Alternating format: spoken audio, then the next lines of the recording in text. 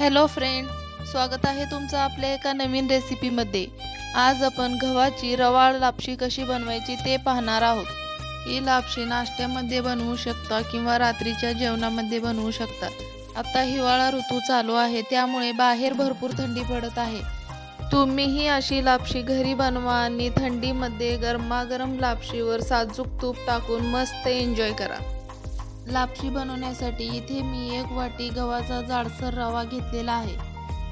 तो आता आपण एका कढईत टाकून घेऊयात। त्यामध्ये 1 छोटा चमचा साजूक तूप टाकून लो टू मीडियम फ्लेमवर रव्याचा रंग बदलेपर्यंत भाजून घेऊयात।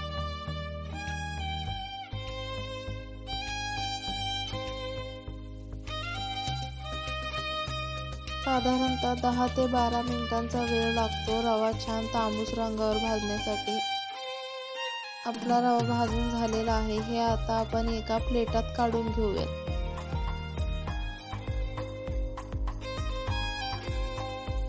आता याच कढईत 1 चमचा खसखस टाकून भाजून घेऊयात। खसखस भाजून झाली की एका प्लेटात काढून घेऊयात आणि त्याच कढईत 1 छोटा चमचा तूप टाकून त्यामध्ये सुक्या खोबऱ्याचे काप करून घेतलेले आहेत ते टाकून गुलाबी रंगावर परतून घेऊ। भाजलेले खोबऱ्याचे काप एका प्लेटात काढून घेऊयात आणि याच कढईत 2 चमचा तूप टाकूयात।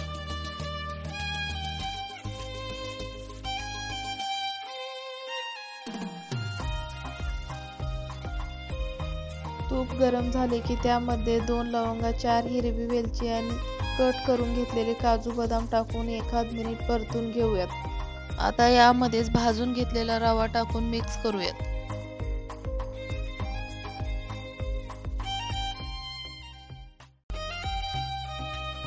दुसऱ्या गॅसवर लापशीमध्ये घालण्यासाठी पाणी गरम करायला ठेवूयात। ज्या वाटीने आपण रवा मोजून घेतला होता त्याच वाटीने 3 वाटी पाणी घ्यायचे आहे। गरम करून घेतलेले पाणी आणि पाव चमचा मीठ टाकून थोडेसे पाणी आटेपर्यंत लापशी शिजवून घेऊ। मीडियम फ्लेमवर लापशी 5 मिनिटे शिजवून घेतल्या। यामधील पाणी थोडेसे आटलेले आहे। या स्टेजला आता आपण त्याच्यावर झाकण ठेवूयात। लो फ्लेमवर 5 ते 6 मिनिटांसाठी शिजवून घेऊयात। शेवटी यामध्ये आपण गूळ घालणार आहे।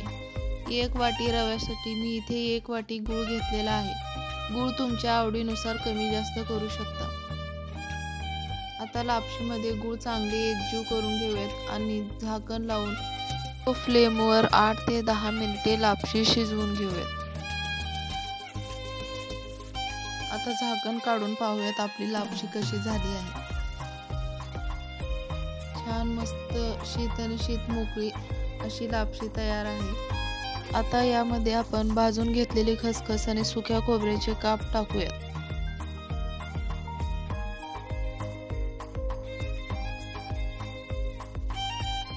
गॅस बंद करून वरून 1 चमचा साजूक तूप टाकून 5 मिनिटांसाठी झाकून ठेवूयात। मस्त लापशी बनवून झालेली आहे। ही आता आपण एका बोलमध्ये सर्व करूयात। तुम्ही पण अशी लापशी बनवा, गरमागरम खा आणि खाल्ल्यानंतर कशी झाली आहे ते मला कमेंट बॉक्समध्ये नक्की कळवा। रेसिपी आवडली असेल तर रेसिपीला लाईक करा आणि अशाच नवनवीन रेसिपीसाठी समृद्धीज किचनला सबस्क्राईब करा।